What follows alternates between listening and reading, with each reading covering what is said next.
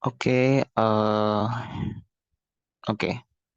Assalamualaikum warahmatullahi wabarakatuh. Eh, selamat sejahtera untuk kita semua. Perkenalkan, nama saya Sigit Pramastra dari kelas Geologi Teknik. Pada kali ini saya akan menjelaskan secara singkat mengenai tugas 3 Geologi Teknik yang diampu oleh Pak Urwa. Oke, kita langsung saja menuju tugas yang maksudnya pertanyaan yang pertama. Jelaskan properti apa saja yang perlu ditentukan beserta metode yang umum digunakan. Oke, properti-properti yang yang umum digunakan dalam metode-metode geoteknik. Yang pertama adalah massa jenis atau density. Nah, massa jenis ini adalah perbandingan antara massa batuan dengan volume yang ditempati oleh batuan tersebut. Nah, massa jenis ini bisa diartikan sebagai eh, massa dibagi volume, seperti yang kita tahu. Ya, seperti itu. Di mana massa jenis ini berbeda di setiap batuan, di setiap jenis batuan. Lalu porositas. Porositas adalah rasio antara volume pori-pori dalam batuan dengan total volume batuan tersebut. Metode yang umum digunakan untuk menentukan porositas batuan adalah dengan menggunakan metode log atau dengan membuat sampel batuan dan mengukur volumenya menggunakan alat ukur yang bernama petisometer. Lalu properti yang ketiga adalah kekerasan atau hardness. Nah, kekerasan ini merupakan suatu batuan untuk menahan, untuk kemampuan batuan untuk menahan goresan atau benturan. Nah, metode yang umum digunakan ini umumnya menggunakan alat ukur bernama penggores atau dengan menggunakan alat ukur bernama rebound hammer. Lalu ada strength atau keteguhan. Nah, keteguhan adalah kemampuan suatu batuan untuk menahan tekanan atau beban. Metode yang umum digunakan untuk menentukan keteguhan adalah dengan menggunakan alat ukur bernama mesin uji tekuk atau uji tekan. Lalu ada tekstur. Nah, tekstur ini merupakan karakteristik dari suatu permukaan batuan yang meliputi ukuran butir, bentuk butir, dan keteraturan susunan butir. Metode yang umum digunakan untuk menentukan tekstur batuan adalah dengan menggunakan mikroskop optik atau mikroskop elektron. Nah, lalu ada struktur batuan. Nah, struktur ini merupakan susunan mineral dan komponen batuan yang terlihat dengan mata. Nah, metode yang umum digunakan itu adalah menggunakan pengamatan langsung di lapangan atau observasi di bawah mikroskop bila berukurannya mikroskopis. Lalu selanjutnya ada konduktivitas termal atau konduktivitas ya panas, tapi tidak sama, tapi secara simpel itu. Nah, konduktivitas termal adalah kemampuan untuk menghambat panas. Metode yang umum digunakan untuk menentukan konduktivitas termal batuan adalah dengan menggunakan alat ukur bernama konduktivitas termal batuan. Lalu ada konduktivitas listrik, itu listrik yang digunakan adalah alat ukur konduktivitas listrik untuk batuan. Lalu ada magnetisme. Nah, magnetisme ini adalah kemampuan batuan untuk menarik benda logam. Nah,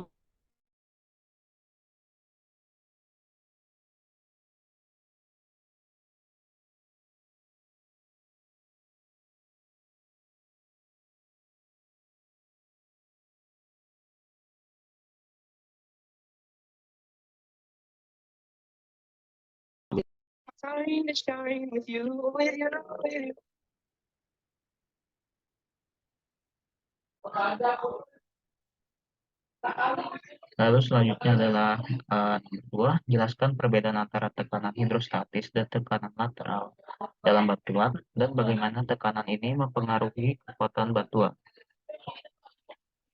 Oke,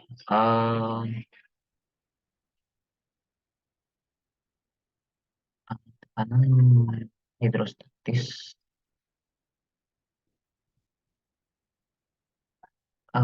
RQD atau Rock Quality Discrimination adalah suatu parameter penting dalam karakterisasi kualitas batuan. RQD digunakan untuk menggambarkan kualitas atau kuantitas retakan pada batuan yang dapat mempengaruhi kemampuan batuan dalam menahan beban atau tekanan. RQD didefinisikan sebagai persentase panjang keseluruhan inti batuan yang memiliki panjang retakan kontinu atau serpihan yang lebih besar dari 10 mm. Inti batuan yang digunakan untuk menghitung RQD biasanya diambil dengan menggunakan bor atau alat pemotong lainnya. Cara menghitung RQD adalah dengan menghitung jumlah panjang retakan kontinu atau serpihan dengan panjang lebih dari 10 mm dalam setiap inti batuan. Kemudian, total panjang retakan itu atau serpihan tersebut dijumlahkan untuk semua inti batuan yang telah diambil. Setelah itu, RQD dapat dihitung dengan rumus berikut, di mana RQD sama dengan total panjang retakan kontinu yang dimana panjangnya lebih besar dari 10 mm dibagi dengan panjang keseluruhan inti batuan dikali 10% kali 100%. Nilai RQD berkisar antara 0 sampai 100%, di mana semakin tinggi nilai RQD maka semakin baik kualitas batuan. Batuan dengan nilai RQD di atas 90% dianggap memiliki kualitas yang sangat baik, sedangkan dengan batuan yang memiliki nilai RQD 40% dianggap memiliki kualitas yang sangat buruk. Oke, lanjut nomor 3.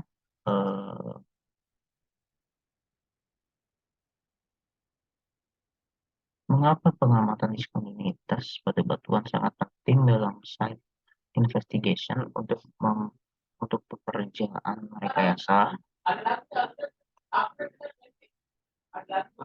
Pengamatan diskontinuitas pada batuan sangat penting dalam site investigation untuk pekerjaan rekayasa karena dapat memberikan informasi tentang kualitas dan stabilitas batuan. Diskontinuitas pada batuan seperti patahan, lipatan dan retakan dapat mempengaruhi kemampuan batuan dalam menahan beban atau tekanan. Sehingga sangat penting untuk mengetahui karakteristik dan distribusi diskontinuitas pada batuan di lokasi proyek. Informasi ini dapat digunakan untuk merencanakan dan merancang struktur fondasi dalam pekerjaan rekayasa lainnya yang membutuhkan interaksi dengan batuan. Kita lanjut nomor 4. Bagaimana pengaruh kekerasan permukaan bidang diskontinuitas terhadap kualitas massa batuan? Kekerasan permukaan bidang diskontinuitas dapat mempengaruhi kualitas massa batuan karena dapat mempengaruhi kekuatan dan kestabilan batuan. Bidang diskontinuitas yang kasar dapat mengurangi kekuatan massa batuan dengan memudahkan terjadinya retakan pada permukaan bidang tersebut. Selain itu, kekerasan permukaan bidang diskontinuitas juga dapat mempengaruhi adhesi atau daya lekat antar massa batuan dengan bahan pelapis atau struktur lainnya. Oke, kita lanjut nomor 5. Apa yang dimaksud dengan stand up time dan dalam klasifikasi massa batuan? Stand up time dalam klasifikasi massa batuan adalah waktu yang diperlukan untuk menggali suatu lubang atau pada massa batuan yang menggunakan alat bor. Stand up time digunakan sebagai parameter dalam klasifikasi massa batuan berdasarkan sistem RMR atau Rock Mass Rating yang dikembangkan oleh Wieniawski. Stand-up time dapat memberikan informasi tentang kekuatan dan ketahanan massa batuan terhadap guncangan dan getaran selama proses penggalian. Selama masa lama stand-up time, semakin tinggi kelas kekuatan massa batuan yang diklasifikasikan menggunakan sistem ANMAR. Oke, kita lanjut nomor 6. Apa yang dimaksud dengan hidrogeologi dan mengapa pengetahuan tentang hidrogeologi penting dalam rekayasa lingkungan dan sumber daya air? Hidrogeologi adalah cabang ilmu geologi yang mempelajari sifat, distribusi, dan pergerakan air bawah tanah dalam lingkungan hidrogeologi. Pengetahuan tentang hidrogeologi sangat penting dalam rekayasa lingkungan dan sumber daya air karena air bawah tanah adalah sumber air yang penting untuk konsumsi manusia, pertanian, dan industri. Selain itu, pengetahuan tentang hidrogeologi juga sangat penting dalam pengelolaan air, pengurangan resiko banjir, pengelolaan limbah, dan rekayasa lingkungan lainnya.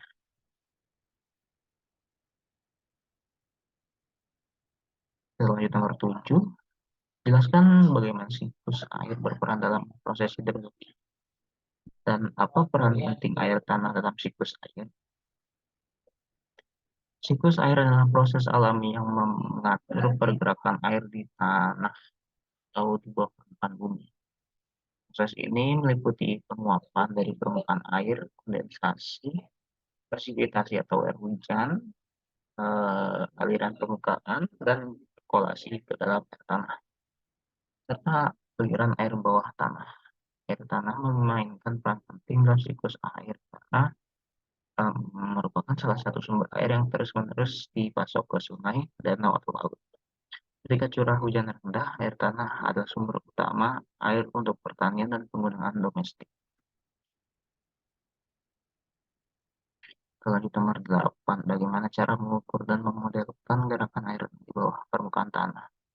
Dan apa saja faktor yang mempengaruhi gerakan air tanah? Cara untuk mengukur dan memodelkan gerakan air di bawah permukaan tanah meliputi pengukuran air tanah, pengukuran debit air tanah, dan pemodelan numerik. Faktor yang mempengaruhi lain adalah permeabilitas tanah, tekanan air tanah, kemiringan tanah, dan perbedaan elevasi antar titik air dan titik air keluar dan masuk. Nah, pemodelan numerik dapat digunakan untuk memprediksi gerakan air tanah dan mengembangkan strategi pengelolaan sumber daya air. Lanjut ke nomor 9. Jelaskan perbedaan antara unconfinite aquifer, confinite aquifer, dan aqueduct. Mengapa perbedaan ini sangat penting dalam hidrogeologi? Oke, yang pertama adalah unconfinite aquifer adalah suatu lapisan air bawah permukaan yang terbuka dan tidak memiliki lapisan yang membatasinya. Sedangkan confinite aquifer terletak di bawah lapisan yang tidak permeable seperti tanah liat. Jadi kalau confinite ini memiliki batas muka air tanah.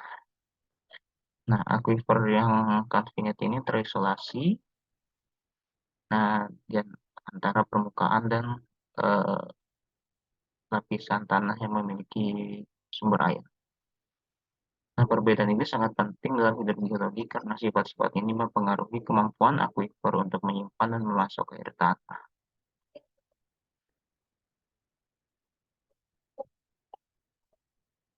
Oke, pertanyaan yang terakhir, apa yang dimaksud dengan air tanah asin dan bagaimana air tanah asin dapat terbentuk, dan apa dampak negatif dari air tanah asin bagi lingkungan dan manusia? Oke, air tanah asin ini merupakan air tanah yang memiliki kandungan garam yang lebih tinggi daripada air tanah lainnya, air tanah pada umumnya. Air tanah asin ini terbentuk dari umumnya intrusi air laut, di mana salah satu faktornya adalah ketika air tanah yang di bawah permukaan ini sudah kosong atau sedikit, dan air laut yang ada ini mengisi air-air permukaan di bawah tanah. Jadi air yang di bawah permukaan ini tergantikan oleh air asin. yang berasal dari laut. Nah, dampak negatif dari air tanah asin ini termasuk kerusakan tanah, mengurangi produktivitas pertanian, dan mengancam kesehatan manusia jika air digunakan untuk konsumsi manusia. Hal ini membutuhkan pengelolaan sumber daya air yang tepat untuk mengurangi dampak negatif dan memastikan ketersediaan air bersih cukup untuk konsumsi manusia dan lingkungan. Oke, sekian dari saya untuk penjelasan tugas 3 geologi teknik. Mohon maaf apabila ada kesalahan. Wassalamualaikum warahmatullahi wabarakatuh.